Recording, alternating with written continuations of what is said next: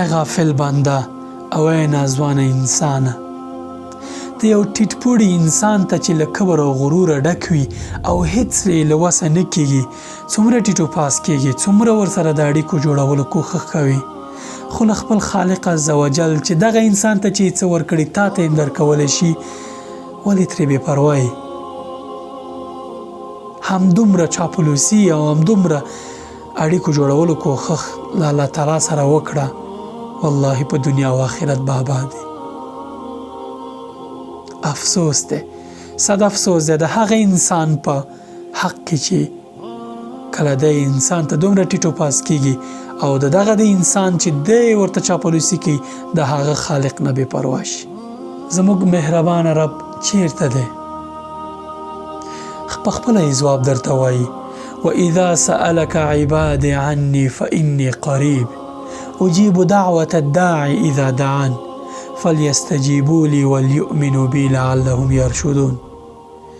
وای ای پیغمبره کله چې ستانه یا دوی ته پوښتنه پیدا کېږي چې زما رب چیرته دی، نو دوی ته ووایه چې تاسې ته ډېر نږدې دی. که دوی چیرته زما بلنه کوي یا ما غواړي یا غواړي دعا وکړي او ما ځان ته وروبولي، نو زه د دوی دعا اورم او هر څوک چې هر څه غواړي هغه ورکوم. نو دوی ته هم ښایي چې زما بلنه ومني، کېدای شي چې ایمان راوړي په دې کار باندې او ایمانونه قوي شي.